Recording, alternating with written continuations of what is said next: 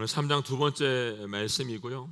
지난 시간에 우리가 보았던 것처럼 하나님께서는 동산 중앙에 두 나무, 생명나무와 선악을 알게 하는 두 나무를 만드시고, 선악을 알게 하는 그 나무를 너희가 먹지 마라, 먹으면 반드시 죽는다라고 말씀을 하셨습니다. 이 말씀을 아담은 직접 들었지만 돕는 배필이었던 여자는 하나님께 직접 듣지 못하고 아담을 통해서 듣게 되었습니다. 이것을 잘 알고 있던 사단이 이 연약한 여자를 유혹한 거죠. 말합니다. 너희가 절대로 죽지 않을 것이다. 너희가 이것을 먹는 날에는 너희 눈이 열려서 너희가 선과 악을 아시는 하나님처럼 될 것을 하나님이 아시기 때문에 이것을 못 먹게 한 것이다 라고 말을 했습니다. 거짓말이죠, 여러분. 이 말을 듣는 여자는 이 거짓말에 속아서 이 선악을 알게 하는 나무의 열매를 먹고 그만 먹은 것이 아니라 그의 남편에게도 주어서 먹게 합니다. 이 그들이 선악을 알게 하는 나무를 먹고 사단이 말한 것처럼 눈이 밝아졌느냐? 아니죠, 여러분. 오히려 진리에는 어두워지고 어둠에는 눈이 밝아지게 됐던 것을 볼 수가 있습니다. 사단의 말은 모두가 거짓말이었죠.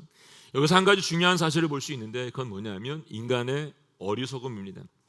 인간은 진실이 들려질 때 그 진실을 듣기보다 거짓이 더 쉽게 들려지고 거짓의 마음이 뺏기게 되는 걸 볼 수 있습니다. 하나님께서 말씀하신 진리보다 잠시 잠깐 눈에 보여지는 마음에 움직이고 동하는 것들을 보게 됩니다. 그리고 바뀌고 또 빼앗기게 되는 것들을 보게 되는 거죠.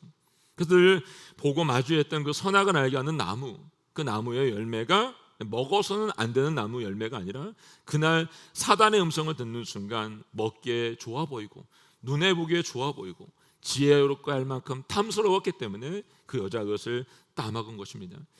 예전에 이전과 다른 나무로 보였던 이유는 무엇이라고 말했죠, 여러분? 그 마음이 사단에게 빼앗기고 도적질 당했기 때문이라고 말했습니다. 선악을 알게 하는 그 나무는 어제도 그 자리에 있었고 그제도 그 자리에 있었고 이전에도 그 자리에 있었습니다. 처음부터 그 자리에 있었다는 거죠, 여러분. 그런데 사단에게 이 마음을 빼앗기게 되자 그 나무는 먹을 수 없는 나무가 아니라 먹어도 되는 나무가 되어버린 겁니다. 선악을 알게 하는 나무를 먹는 순간 그들은 상상할 수 없는 일이 벌어지게 됐죠, 여러분. 자신이 벗었다고 하는 사실을 깨닫게 되고 무화과 나뭇잎으로 치마를 만들어서 입었습니다. 하나님께서 동일하게 그날도 동산을 거니시면서 오셨을 때 그들은 두려워서 나무 사이에 숨었다라고 기록하고 있습니다. 이 죄를 짓기 전까지 하나님과 만났던 그 자리에 주님은 오셨는데 여자는 그곳에 없습니다. 하나님께서 그들을 부르시자 아담이 말하죠. 하나님, 벌거벗은 것이 내가 두려워서 숨었습니다 라고 말하고 있습니다. 죄가 그들에게 들어가자 수치심이 생기고 하나님을 두려워하게 된 것이죠. 그들이 말한 것처럼 여러분 벌거벗어서 지금 두려운가요? 아니죠, 여러분. 죄를 지어서 하나님께 두려운 마음이 생기게 된 겁니다. 나무 사이에 숨은 그들을 하나님이 부르셨죠. 아담아, 아담아, 내가 어디 있느냐라고 말씀했어요. 시편 139편의 말씀처럼 우리가 어디에 가든 여러분 하늘 끝에 저 지옥 물덩이에 바다 끝에 어디에 가도 여러분 그분은 그곳에 와 계시다고 했고 우리와 함께 계신다라고 말씀하고 있습니다. 몰라서 부른 게 아니고 아시지만 불렀습니다. 왜? 아담, 네가 있어야 될 자리가 나무 사이에 숨어 있는 자리가 아니라 지금 여기라고 하는 것을 말해주고 있는 것이죠. 우리가 있어야 될 자리, 그 자리는 여러분 예배의 자리고 말씀의 자리이고 기도의 자리라는 겁니다. 그들을 부르신 하나님께서 11절과 14절에서 아담과 하와에게 여러분 변명할 기회도 주시고 또 회개할 기회도 주십니다. 그렇지만 하나님에게는 이 기회를 주지 않았다고 했죠. 그 말씀이 오늘부터 시작이 됩니다. 14절 말씀 함께 읽어서 14절 말씀 읽겠습니다. 시작. 여호와 하나님께서 뱀에게 말씀하셨습니다. 내가 이 일을 저질렀으니 너는 모든 가축과 모든 들 짐승보다 더 저주를 받을 것이다. 배로 기어다니고 내가 사는 평생 동안 흙을 먹을 것이다. 아멘. 사단에게 하나님께서는 아담처럼 누가 내게 벌거벗은 것을 말해주었니? 라고 묻지 않으셨습니다. 여자에게 내가 어째서 이런 일을 저질렀느냐? 라고도 묻지 않으셨습니다. 그리고 왜 너는 이 일을 했니? 라고 묻지도 않으십니다. 왜 그럴까요, 여러분? 악 그 자체에게 하나님은 변명도 회개 기회도 주고 싶지 않으신 겁니다. 사단의 유혹에 넘어가 죄를 지은 인간에게는 변명할 기회도 회개할 기회도 주지만 악을 동원했던 사단에게는 이 기회조차도 주지 않으시고 저주하십니다. 너희 모든 가축과 모든 들짐승보다 더 저주를 받을 것이고 배로 기어 다니고 내가 사는 평생 동안 너는 흙을 먹으며 살게 될 것이다 라고 말하고 있습니다. 사단에 대해서 하나님은 구제할 대상으로 보지 않으신 거죠, 여러분. 이미 완전히 타락한 존재로 그들을 보았기 때문에 요한계시록의 말씀처럼 이 마지막 날에 온전히 소멸된 심판만이 그들을 기다리고 있는 것입니다.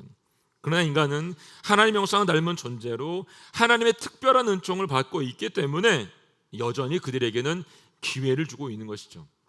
이후에 이 말씀을 보게 되면 하나님은 인간에게 저주하지 않으십니다. 하나님 어디에서도 저주하지 않으세요. 그들에게는 책망하시죠. 다윗에게도 요나에게도 이스라엘이 그렇게 불평하고 불만했어도 그들을 저주하지 않으셨습니다. 저와 여러분에게도 동일하게 하나님은 저주하시는 게 아니라 책망하시고 우리에게 고난을 주시는 거죠. 그게 우리가 알고 있는 광야의 길인 것을 볼 수가 있습니다. 우리가 알고 있는 이 광야라고 하는 찬양의 가사를 보게 되면 이렇게 써 있어요.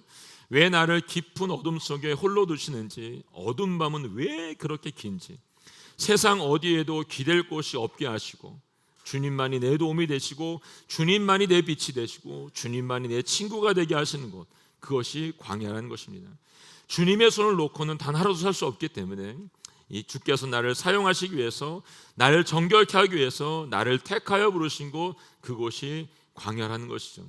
성령이 내 영을 다시 태우게 하고 내 자아가 산산에 깨지고 높아지렸던 내 꿈도 주님 앞에 다 내어놓는 것, 그곳이 광야라는 곳입니다. 그래서 우리는 그곳이 반드시 필요하다는 것이죠, 여러분. 하나님께서 저와 여러분에게 이 은혜를 베풀어 주고 계신 것입니다. 그리고 돌아올 수 있는 기회를 그곳에 허락해 주고 있는 것을 볼 수가 있습니다. 우리를 책망하시고 돌이킬 수 있는 기회를 주시는 분, 그분이 여러분 창조자이시고 언약의 하나님인 것을 우리에게 말씀해 주고 있습니다. 자, 15절 말씀에 이렇게 써 있습니다. 길고 15절 말씀 시작. 내가 너와 여자 사이에 내 자손과 여자의 자손 사이에 증오심을 두리니 여자의 자손이 내 머리를 상하게 하고 너는 그의 발꿈치를 상하게 할 것이다. 아멘. 네. 사단의 거짓 소가 선악을 알게 한 나무를 먹은 이 여자에게는 사단의 자손들과의 사이에 증오심을 갖게 만든다고 했습니다. 그 여자의 자손은 누구를 말하죠, 여러분? 예수 그리스도를 말씀하고 있습니다. 그분이 여러분 오늘 보니까 이 사단의 머리를 상하게 한다라고 말하고 있습니다. 이 상하게 한다 히브리 원어를 보게 되면 뭉개버린다, 부숴버린다라는 뜻을 가지고 있습니다. 우리가 이런 말은 보통 언제 쓰죠, 여러분? 다시 일어설 수 없게 만들 때 씁니다. 다시는 못 일어나게, 여러분. 여자의 자손 예수 그리스도께서 사단이 다시 일어날 수 없도록 만드셨다는 이야기이죠, 여러분. 그런 마음에 사단은 어떻게 해요? 그의 발뒤꿈치를 상하게 했다라고 말하고 있습니다. 이 말은 이 사단이 예수님을 십자가에 못 박아 돌아가긴 했지만, 죽게는 했지만 그분이 다시 일어나지 못하도록 만들지는 못했다는 겁니다. 그분이 다 살아나셨고 부활하셨고 다시 오신다는 약속 우리에게 주셨다는 거죠. 그 약속이 오늘 저와 여러분을 이 땅에 살아가게 하는 이유가 되기도 합니다. 사단을 완전히 정복하지 예수님을 믿고 죄 가운데 두려워하지 마시고 여러분 주님 앞에 나아갈 수 있기를 예수님의 이름으로 축원합니다. 자, 이제 16절부터 17절까지 말씀은 여자에게 하고 있는 말씀이죠. 먼저 16절 말씀 읽어보겠습니다. 16절 시작. 여자에게 하나님께서 말씀하셨습니다. 내가 네게 임신의 수고로움을 크게 더할 것이니 내가 괴로움 속에서 자식을 낳을 것이다. 너는 내 남편을 지배하려 하나 그가 너를 다스릴 것이다. 아멘. 네. 이 사단을 저주하신 하나님께서 여자를 저주하지 않으셨어요. 보니까 오늘 징계하셨어요. 우리가 죄를 지으면 그 죄에 대한 대가를 어떻게 한다고요? 반드시 받게 된다고 말해서 반드시 여러분. 내가 죄를 지었으면 그 죄에 대한 대가는 반드시 있는 거예요. 그냥 죄를 짓고 없어지기를 바라는 마음, 여러분 그런 마음 갖지 마세요. 그 문제에 대해서는 하나님께서 반드시 묻고 지나가세요. 다윗이 밧세바를 범했을 때도 물으셨어요. 그가 하나님을 신뢰하지 못하고 인구조사를 했을 때도 물으셨어요. 모세를 비방했던 누이였던 미리암에게도 그 비방한 문제 때문에 물으셨습니다. 그 외에 성경의 곳곳을 보게 되면 하나님께서 이 죄에 대해서 반드시 묻고 넘어가셨습니다. 그렇다면 우리에게도 반드시 묻고 넘어가실 것입니다. 왜 이렇게 하셨을까요, 여러분? 히브리서 12장 5절로 8절의 말씀은 이렇게 써 있습니다. 읽어볼까요? 시작. 내 아들아, 주의 은혜를 가볍게 여기지 말고 그가 책망하실 때 낙심하지 마라. 주께서는 사랑하시는 사람을 연단하시고 아들로 받으신 사람마다 채찍질하신다라고 하셨습니다. 연단을 견뎌내십시오. 하나님께서는 여러분을 아들들 같이 대하십니다. 아버지가 연단하지 않는 아들이 어디 있습니까? 아들이 받는 모든 연단을 여러분이 받지 않는다면 여러분은 사생자이며 아들이 아닙니다. 아멘. 예. 여러분과 저는 아들인 거죠. 예. 연단을 견뎌내시랍니다. 광야의 시간을 견뎌내시랍니다. 아버지가 연단하신 이유는 네가 하나님의 아들이기 때문이라 라고 말하고 있습니다. 이걸 네가 거부하면 너는 사생자고 아들이 아니라고 얘기하고 있는 거죠. 하나님의 자녀로 선택받은 자들, 그들에게 죄에 대해서 여러분 하나님은 연단하시지만 저주하지는 않으셨습니다. 이것이 하나님께 자녀들에게 주신 놀라운 축복이고 사랑인 것을 볼 수가 있습니다. 이제 이 죄를 지은 여자에게 하나님이 징계하신 내용이 있어요. 이 첫 번째 징계는 여러분 아이를 낳는 고통입니다. 이렇게 써 있죠. 내게 임신의 수고로움을 크게 더할 것이니 네가 괴로움 속에서 자식을 낳을 것이다. 아멘. 예. 아이를 낳는 것, 우리 사람들이 이렇게 표현하죠. 죽다 산다를 죽다 산다. 예. 죽다 산다고 말하죠. 여러분. 그만큼 힘이 들고 고통스럽다는 이야기입니다. 우리 여기 있는 남자분들, 남성분들은 잘 모르죠. 저도 마찬가지예요. 예, 제가 아이를 셋을 제가 낳은 건 아니고 제 아내가 낳았어요. 예, 아이를 낳는데 이 고통 가운데 낳죠. 근데 그 고통을 다 알 수는 없어요.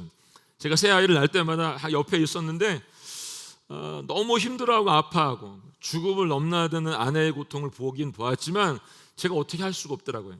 그 아파하는 그 아내를 보면서 미안하고 걱정했던 기억이 전 지금도 있습니다, 여러분.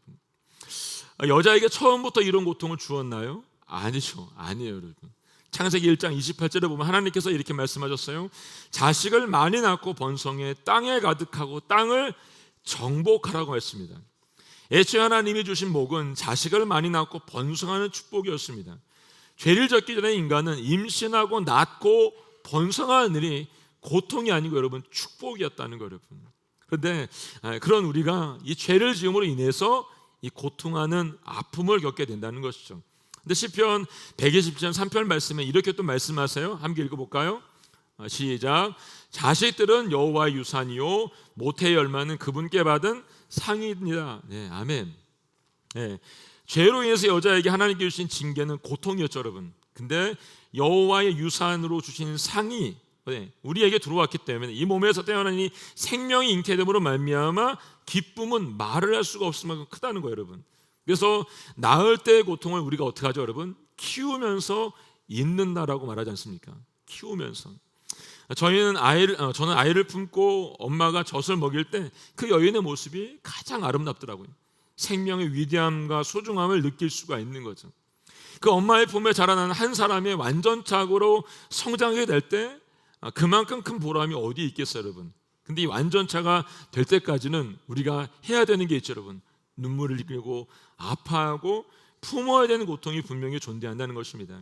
이것이 하나님이 여자에게 계신 첫 번째 징계이고 고통이었습니다.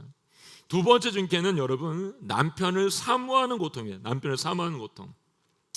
너는 남편을 지배하라 하나 그가 너를 다스릴 것이라고 말합니다. 개역개정에 보니까 이 부분을 너는 남편을 원하고 라고 되어 있습니다. 원한다, 여러분.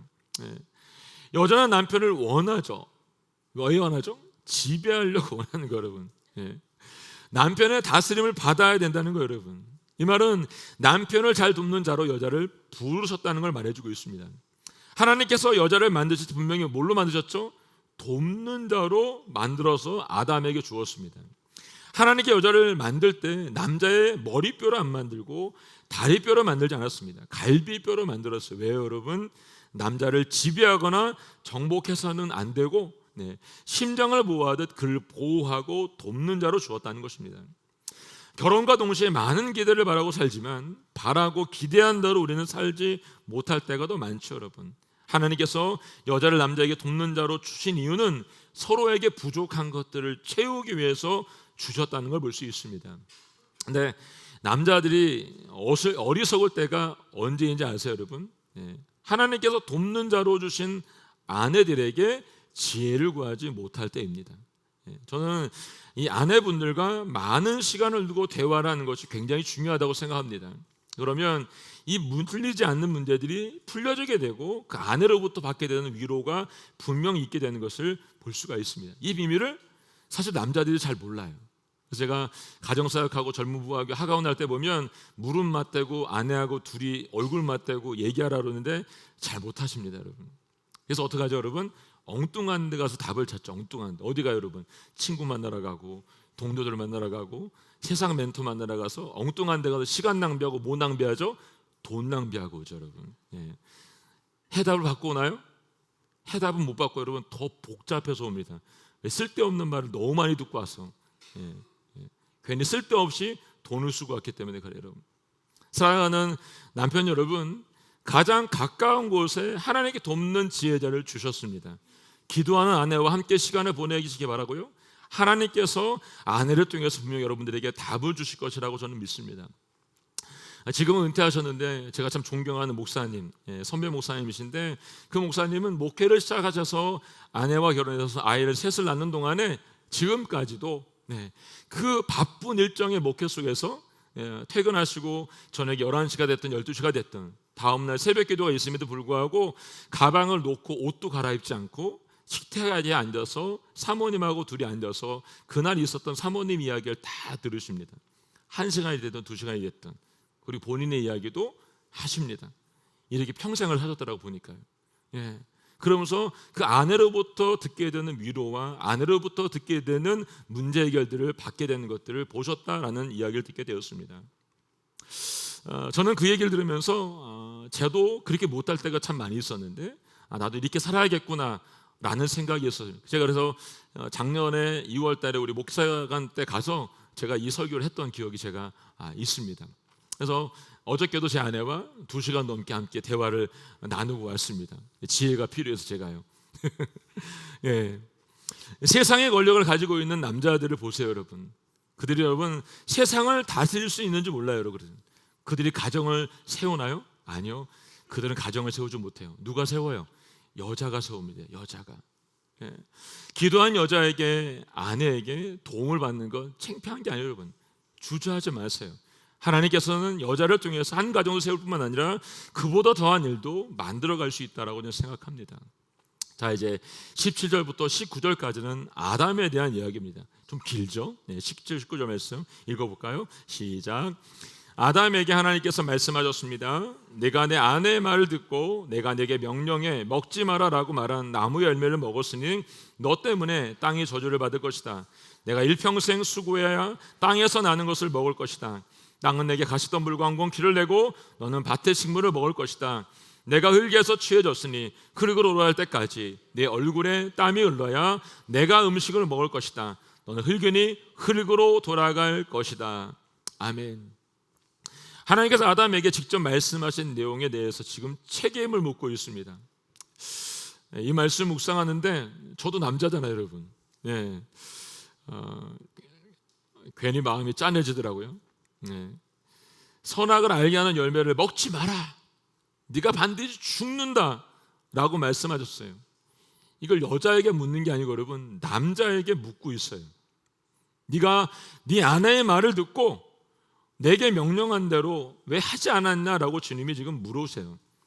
이거 어겼을 때 어떻게 됐습니까? 오늘 성경 뭐래요? 너 때문에, 아담 때문에 땅이 저주를 받았다라고 말하고 있습니다. 이 땅이 저주를 받은 이유는 여러분 여자 때문이 아니고 남자 때문이라고 얘기해주고 있어요, 여러분. 하나님은 지금 하나님 말씀보다 아내의 말을 먼저 듣고 반응한 이 아담에게 책임을 묻고 있는 것입니다. 그리고 말씀에 순종하지 않는 죄를 물으시는 거죠. 이 땅에 하나님보다 더 사랑해야 되는 것은 여러분 없어요. 이 땅에 하나님의 말씀보다 먼저 반응하고 순종해야 될 것도 없습니다. 그런데도 아담은 하나님께 반드시 죽는다고 하신 말씀을 거역하고 여자가 주었던 선악을 알게 한 나무를 먹고 큰 죄를 저질렀다는 것이죠. 네. 하나님 말씀이 우선이 되어야 되는데 하나님 말씀보다 여자가 준 선악과가 우선이 되었기 때문에 먹은 거예요. 그로 인해 여러분 땅의 저주를 받게 됐죠. 죄를 짓기 전에 땅은 하나님의 보호 아래 있었습니다. 그런데 아담의 죄로 인해서 땅에는 이 가시덤불과 엉겅퀴가 나무로 말미암아 어떻게 해요? 땅을 갈아야지만 먹을 수 있고 얻을 수 있게 된다라고 말했습니다. 성경 2장에 뭐라고 말했죠, 여러분? 너희가 먹고 싶은 대로 마음껏 원하는 대로 숫자에 상관없이 마음껏 먹으라고 주님이 말씀을 했습니다. 그때 땀을 흘리면서 우리가 땅을 갈아내 여러분? 아니요, 그렇진 않았어요, 여러분. 근데 이제는 어떻게 여러분? 엉겅퀴가 나고 가시덤불이 생겼기 때문에 네가 일을 내야지만 이걸 먹을 수 있다라고 말하고 있습니다. 아담이 마음대로 판단한 결과는 여러분 처참한 거죠, 여러분. 예. 남성 여러분들, 네. 우리가 잘못 판단하면 하나님 누구에게 물으시냐면 우리에게 물으신다는 거예요. 우리에게. 예. 이게 얼마나 두려운 일이에요, 여러분. 예. 두렵죠, 여러분. 그래서 하나님을 두려워할 줄 알아야 돼요, 우리가요. 하나님과 맺은 약속을 깨뜨리는 순간 더 이상 그건 없는 거예요. 예. 에덴에서 누렸던 그 모든 것들은 더 이상 없는 거예요. 여러분, 에덴에 있는 모든 것들은 누릴 수 있어요. 딱 하나, 선악을 알게 하는 나무 그 하나만 안 먹으면 되는 거예요. 그럼 모든 걸 누릴 수 있어요, 여러분. 그걸 먹는 순간 다 뺏기고 땅을 갈면서 아이를 낳는 출산의 고통을 겪게 되는 거죠. 모든 것이 고통이 되는 시간이 돼버렸습니다. 땅의 저주를 받기 전에는 땀을 흘리면서 노동을 하지 않았죠. 죄로 인한 남자에게 준 징계는 여러분 일평생 수고하고 땅을 갈아야 돼요. 나는 먹을 수가 없는, 땅을 알지 않으면 먹을 수가 없는 거예요. 얼굴에 땀이 나야 된대요, 여러분. 땀이 나도록 일을 해야 음식을 먹을 수 있고 여러분 가족을 부양할 수 있다는 거예요. 이 책임을 여러분 여자에게 준 게 아니고 여러분 가장인 남자들에게 주었어요. 이걸 꼭 기억하세요. 그래서 가장이 중요한 거예요, 여러분. 제가 이렇게 말하면 또 목사님 너무 보수적이다 이렇게 말씀할지 모르겠는데 가장이 그래서 중요한 거예요, 여러분. 남편들을 세워주세요. 남편이 살아야 되는 거죠. 왜 우리가 아버지밖에 합니까, 여러분? 남편이 살아야 가정이 살고 나라가 살고 민족이 살 수 있기 때문에 그렇습니다, 여러분. 이 책임을 여자에게 문 게 아니고 남자인 가장에게 물으셨다는 거예요. 가장의 남자에게 여러분 이건 너무나 큰 고통이에요. 너무나 큰 짐인 거죠, 여러분. 아마 예배에 참석한 남자분들 중에도 이런 생각하시는 분 계실 수 있어요, 여러분. 내 자식 다 키워놓고 더 이상 내가 이 가족에 대한 부양을 더 이상 하지 않아도 된다고 한다면 지금 하고 있는 일, 직장 당장 때려주고 싶죠. 아마 그러신 분 많으실걸요. 사표 들고 다니신 분들. 왜 그럴까, 여러분? 자존심 상하는 일 너무 많이 있습니다. 제가 직장을 다녀봐서 알잖아요, 여러분. 저는 제가 다녔던 직장 한 5년에서 7년 냈는데 그동안 예수 믿는다는 것 때문에 정말 핍박을 엄청 받고 살았습니다. 저는 제가 말하면 정말 어마어마한 일이 너무 많이 있습니다. 그때 정말 자존심 너무너무 상했습니다. 근데 그때는 제가 싱글이었기 때문에 언제든지 사표를 던질 수 있었어요. 제가 만약에 결혼한 상태였다면 저도 굉장히 고통 가운데 빠졌을 것 같아요. 왜? 일이 여러분 잘 되면 되는데 안 될 때가 더 많고 여러분 잘 풀리면 되는데 안 풀릴 때가 더 많기 때문에 그래요, 여러분. 사랑하는 자매님들, 남편들이 이렇게 살고 있어요. 격려해 주시고 사랑해 주시고 존중해 줄 수 있으면 좋겠습니다. 아담을 여러분 에덴 동산 살게 해주시고 그에게 동산을 관리하고 동물들에게 새들에게 이름을 주어진 일을 하셨어요, 여러분. 그가 하는 일은 여러분 노동이 아니었죠, 여러분. 이름을 주면서 하나님 말씀하신 것, 그건 그에게 기쁨이었고 즐거움이었고 사랑이었던 걸 볼 수 있습니다. 근데 죄를 짓고 난 다음에 여러분 땀을 흘려야 되는 일은 여러분 경쟁을 해야 되는 거죠. 속여야 되는 거죠. 더 얻기 위해서 남을 짓밟고 일어서야 되는 거죠. 이런 노동이 지금 우리에게 주어졌다는 겁니다. 남자들은 시간을 헛되이 쓰고 게을리해서는 자신의 가정을 지킬 수가 없습니다. 하나님께 주신 땅에서의 땀을 흘리며 일을 내야 하나님의 은총을 받을 수가 있다는 것을 우리에게 알려주고 있습니다. 이것이 남자에게 준 고난이고 고통이고 징계라는 것이죠. 자, 20절 말씀 한번 볼까요? 20절 말씀 시작. 아담이 그의 아내를 하와라고 불렀는데 이는 그녀가 살아있는 모든 사람들의 어머니이기 때문입니다. 아멘. 예. 하나님께서 이 징계의 말씀을 마치시자 아담은 여러분 자기 여자를 봐요, 여러분. 네. 그 여자의 이름이 없어요, 여러분. 네. 이름이 없어요. 근데 이름을 지어줍니다. 창세기 2장 23절을 보게 되면 하나님께 그녀를 아담에게 데려오셨을 때 아담이 뭐라 말하냐면 이가 남자에게서 취해졌으니 여자라고 불릴 것이다. 여자라고 하죠, 여자 여러분. 그런데 자신을 향하신 이 징계의 말씀이 마치게 되자 그가 깨달은 게 있어서 뭐라고 말하냐면 하와라고 불러요. 왜냐하면 그녀가 살아있는 모든 사람들의 어머니가 되기 때문에 그래요. 하나님께서는 자신들의 죄에 대해서 징계는 하셨지만 다시 세워주시는 하나님의 은혜를 경험하였다는 거죠. 예. 이때까지만 해도 아담이 여러분 이 에덴을 떠난 게 아니기 때문에 이 지혜로 충만한 거죠, 여러분. 그러니까 하나님께 지금 어떻게 하고 있는 걸 아시는 거예요. 아담은 자신에게 주어진 여자가 하와가 생명이라는 걸 알고 있는 거죠. 죄를 지어 하나님께 버림을 받을 수도 있는 상황이지만 하나님께서 그들에게 새로운 생명을 부여했다는 걸 알게 된 거예요.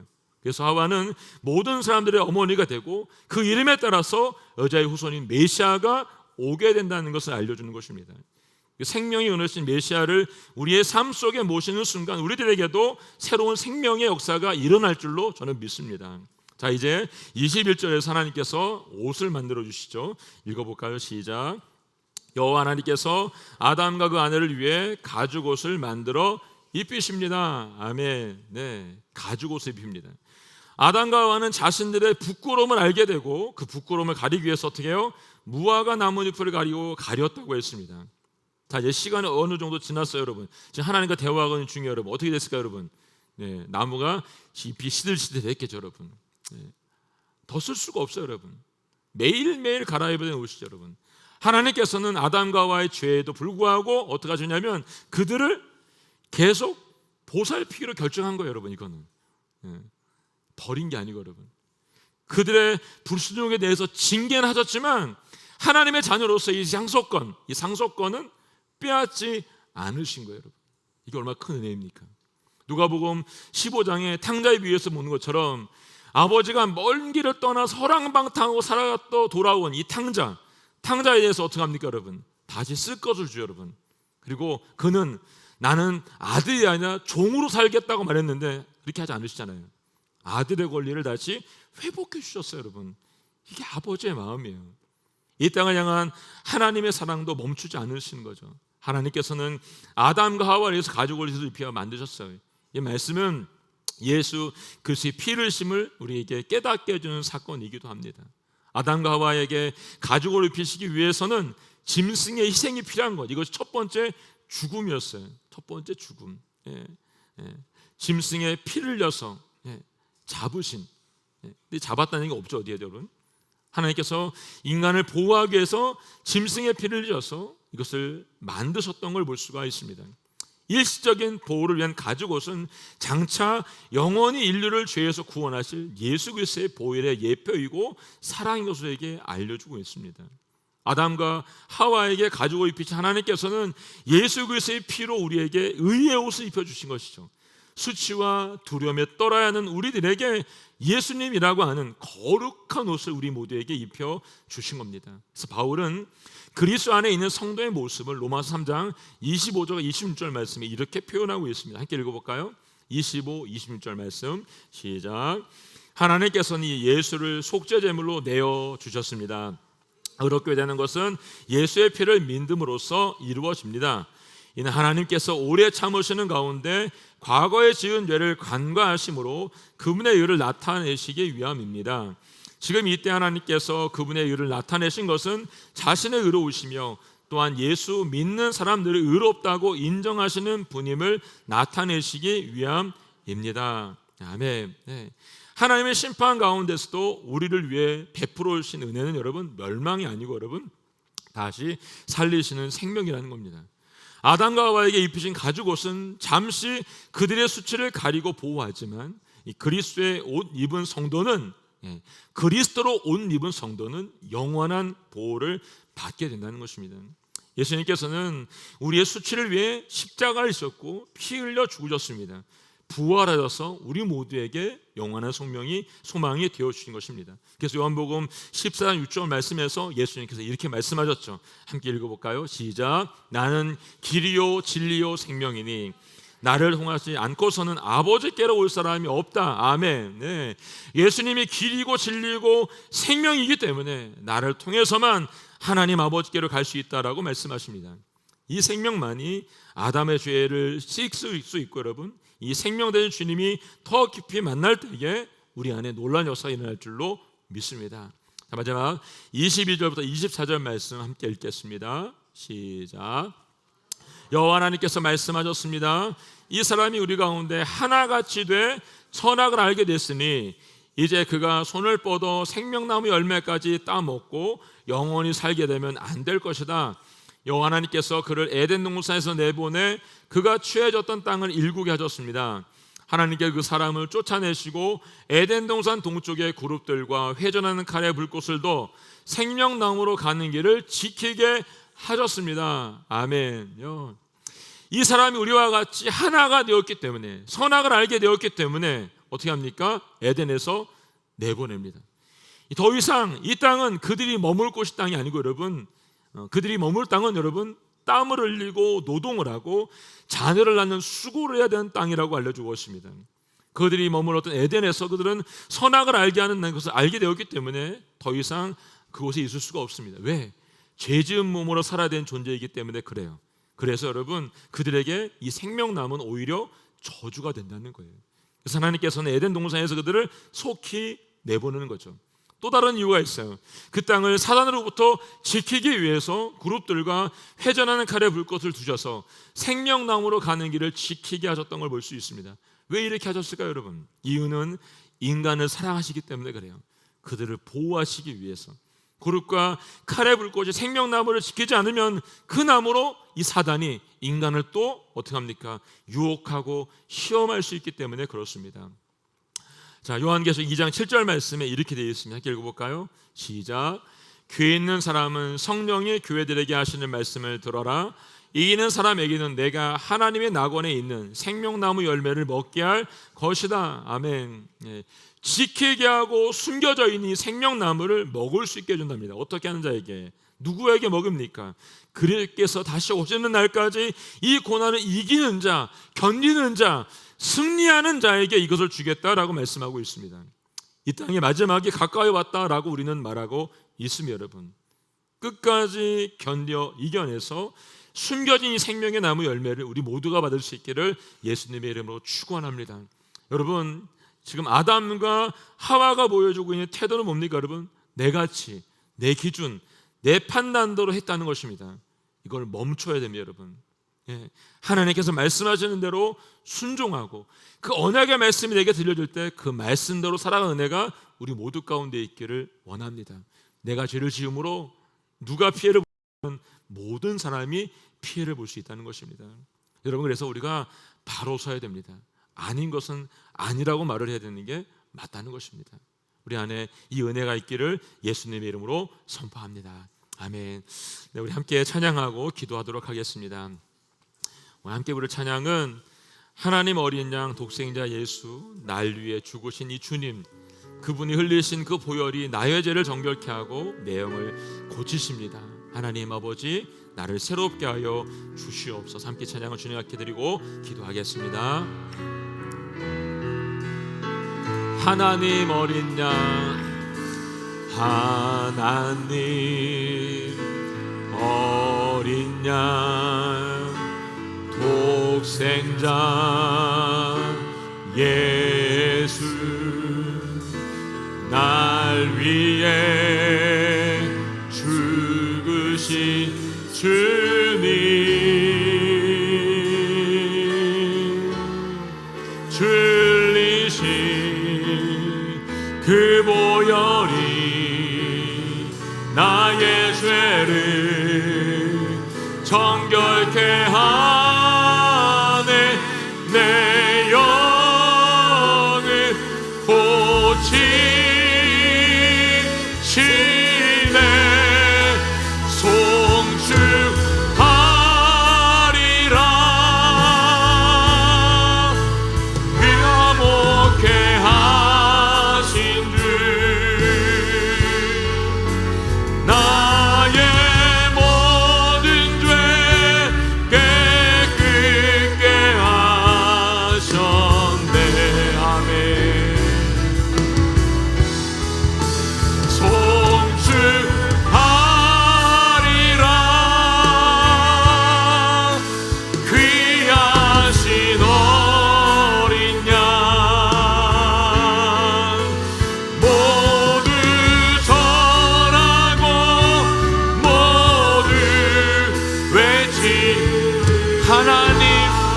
어린 양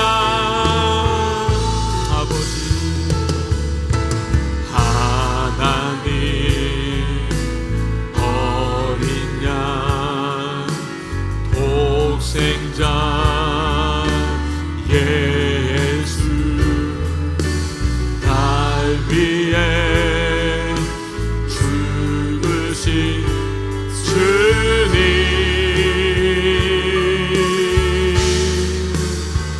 줄리신 그 보혈이 나의 죄를 정결케 하네 내 영을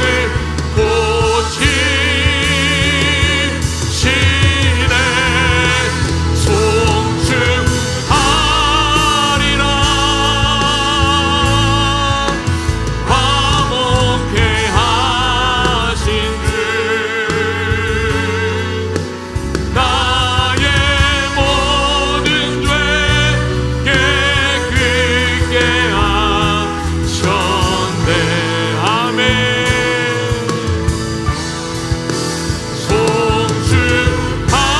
송축하리라 귀하신 어린 양 모두 절하고 모두 우리 두 손을 높이 들고 송축하리라 아멘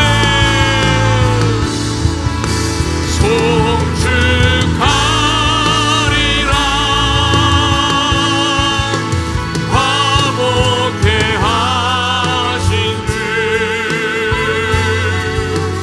나의 모든 죄 깨끗게 하셨네 아멘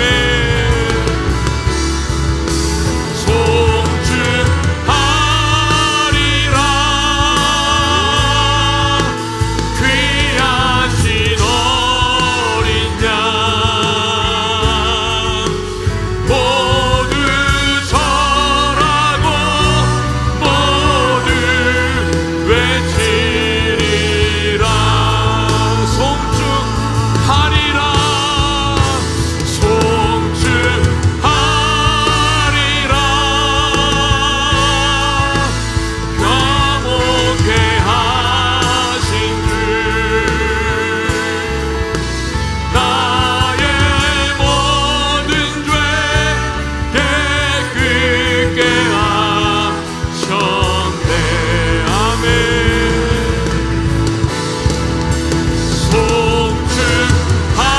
송축하리라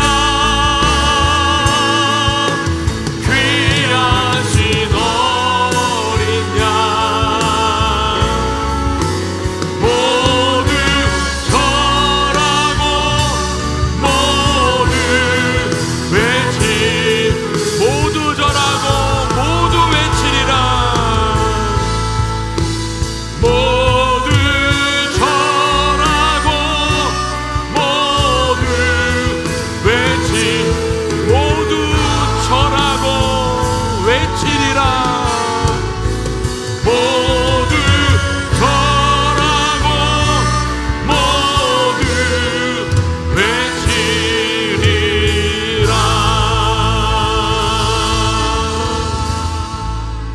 하나님 아버지를 위해서 이 땅에 다시 오시고 부활하셔서 다시 오시겠다 말씀하신 주님의 이름을 찬양합니다. 하나님 아버지 내 가치 내 기준 내 판단 하나님 아버지 다 주님 앞에 내려놓을 수 있도록 도와주시고 주님의 말씀 앞에 그 언약 앞에 순종한 은혜가 우리 가운데 있게 하여 주시옵소서.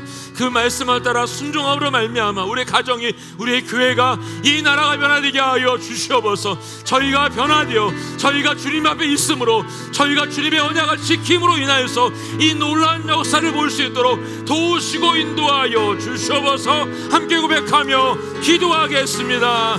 주여 하나님 아버지 하나님 아버지 주님의 언약의 말씀을 붙잡게 하여 주시옵소서. 내게 말씀하실 그 말씀을 듣고 깨닫게 하여 주시옵소서. 그 말씀 우리 가운데 나타나게 하시고 그 말씀 우리에게 들려주게 하시고 그 말씀을 순종하는 내가